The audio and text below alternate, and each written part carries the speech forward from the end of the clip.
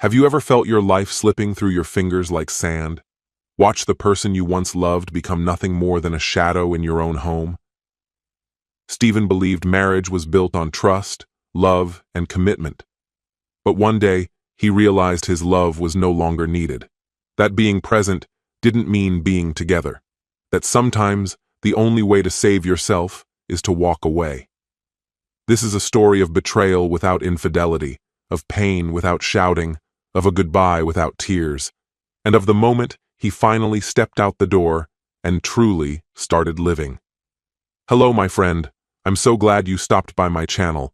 If it's your first time here, don't forget to subscribe and like this video, as every like truly inspires me. Now let's get started. I once held firm to the belief that marriage thrived on love, trust, and shared effort. It was with that conviction that I committed myself to Aurora 7 years ago. I never claimed to be flawless, but I was steadfast in my devotion. I worked relentlessly to ensure our home was financially secure, never missing a bill, and always putting her needs before my own. Yet something between us began to change, slowly at first, almost imperceptibly. It was in the small, seemingly insignificant things. She no longer met me at the door when I came home. The affectionate texts that used to brighten my days dwindled until they were nearly non-existent. At first, I reasoned that she was simply tired, perhaps overwhelmed by work. But soon, even within the walls of our home, I felt like a shadow, unnoticed and unacknowledged.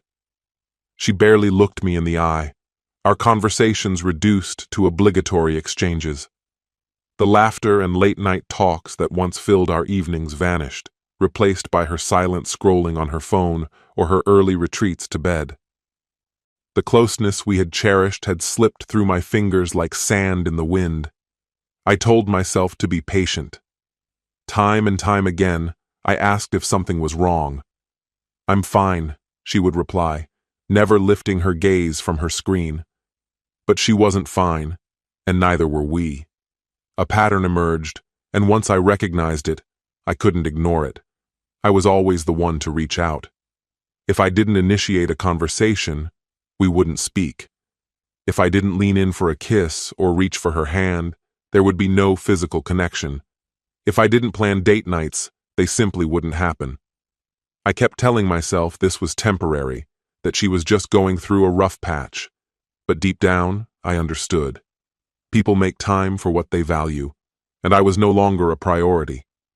Every effort I made to bridge the growing chasm was met with resistance. I'm exhausted. I have a headache. Maybe another day.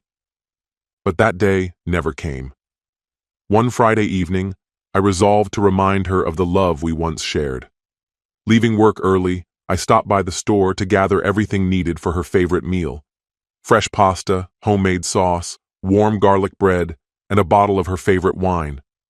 I carefully set the table, dimmed the lights, and lit a few candles, just as I had done in the early days of our marriage. I waited, hopeful, convinced this night would be different. By 7 p.m., she walked through the door, casually tossing her bag onto a chair. "Hey," I greeted, forcing a smile. She barely acknowledged me with a glance. "Hey." Then her eyes landed on the table, on the meal I had spent hours preparing. But instead of gratitude or warmth, she responded with an indifferent murmur. "I already ate." A tight knot formed in my chest. "You already ate?" My voice was quieter now. "Yeah. Grabbed something with the girls after work." She kicked off her shoes and, without another word, sank onto the couch, eyes fixed on her phone as if I weren't even in the room. I sat across from her, waiting, hoping she would recognize my disappointment, acknowledge the effort I had made. But she didn't. The glow of her screen held more importance than I did. After several minutes of silence, I finally spoke. "Aurora." She didn't look up. "What? Are we okay?" She exhaled heavily, the kind of sigh reserved for a tiresome inconvenience. "Stephen, why do you keep asking me that? Because we don't talk anymore. Because you don't look at me the way you used to." She rolled her eyes. "I'm just tired. Not everything has to be a big deal. I wanted to believe her. I wanted to convince myself that she was simply worn out, that this was a passing phase. But deep inside, I recognized the truth. She wasn't exhausted. She just didn't care anymore. For a while, I tried to ignore it. I told myself that every relationship had its ups and downs, that she would come around eventually. But reality had already set in. I was living with a stranger. She wasn't my wife in any meaningful way. She had become a distant figure, someone who merely occupied the same space but no longer acknowledged my presence. I had become an afterthought, a ghost in my own home. And then came the night everything changed. We sat at the dinner table. Well, I ate. She barely touched her food, lost in her phone. When I finished, I cleared the dishes and washed them alone, tasks we once did together. When I returned to the living room, she was curled up on the couch, her expression vacant as she stared at her screen, disconnected from everything around her. I stood there for a long moment, the weight of it all pressing down on me. Enough. I walked over and sat beside her. Aurora, we need to talk. She didn't lift her head. About what? About us. About this distance between us. She sighed, finally setting her phone aside. There was no concern in her eyes, no sorrow, just impatience. Stephen, I don't know what you expect me to say. My jaw tensed. I want my wife back. She let out a short, humorless laugh, folding her arms. I haven't gone anywhere. I inhaled slowly, trying to steady the frustration swelling inside me. But I already knew the truth. She had left a long time ago. Why does it feel like I'm sharing my life with a stranger? It's been months since we last truly connected. You avoid my touch. Our conversations are hollow, if they happen at all. Most days, it seems like you can't even stand being in the same space as me. She rolled her eyes. I told you, I'm exhausted. Why can't you just accept that? Exhausted? You're always exhausted. That's the explanation she always gives. But what I see is her constantly creating new ways to keep me at arm's length. She scoffed, shaking her head. Oh, so now you think you know what I'm feeling? If I want to, I will. If I don't, I won't. It's that simple. Then she said it. What I do with my body is none of your concern. The words struck like a slap. My mind reeled, struggling to grasp what she had just said. What? The word barely made it past my lips. She leaned back into the couch, crossing her arms. Just because we're married doesn't mean I owe you anything. Something inside me cracked. I wasn't asking for something I wasn't willing to give. I wasn't demanding. I was just longing for closeness. Aurora, you're missing the point. This isn't about obligation. It's about love, about wanting to be near the person you chose to spend your life with. She let out a hollow laugh. You're being ridiculous. Not everything is about you, Stephen. Silence settled between us, thick and suffocating. And in that moment, I understood. I was the only one still holding on.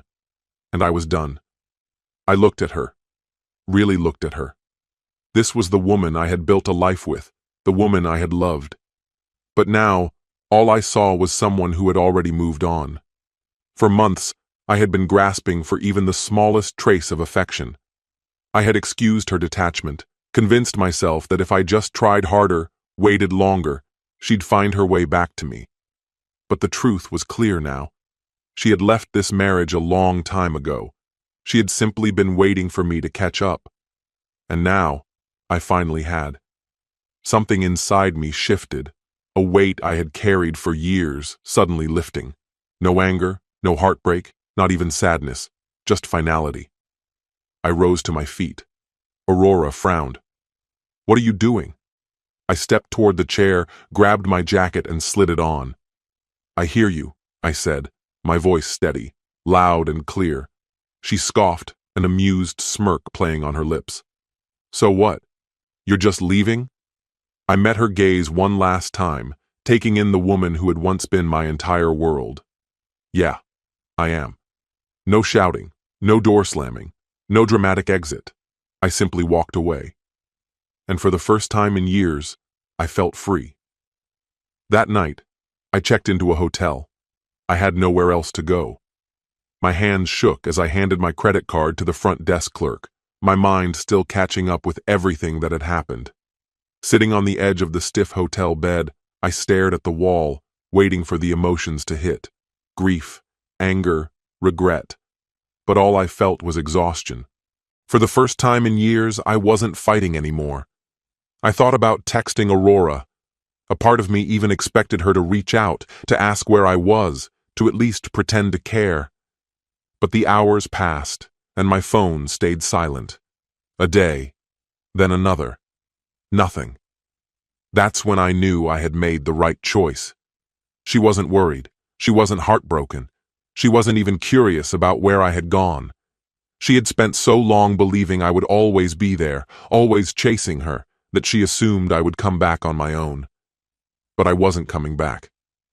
A week later, her message arrived. "Are you seriously leaving over this? Grow up."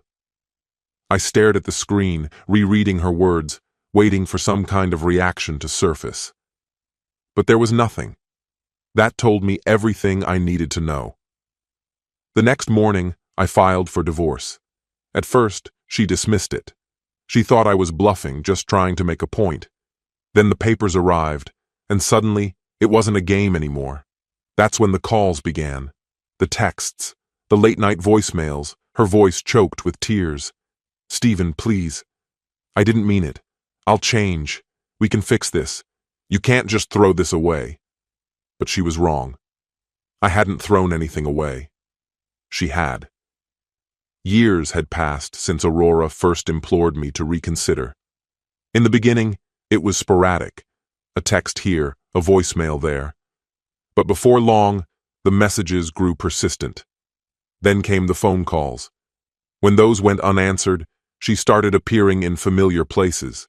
Outside my office, near the gym. Eventually, she found out where I had moved and showed up at my door in the dead of night, her voice trembling with desperation.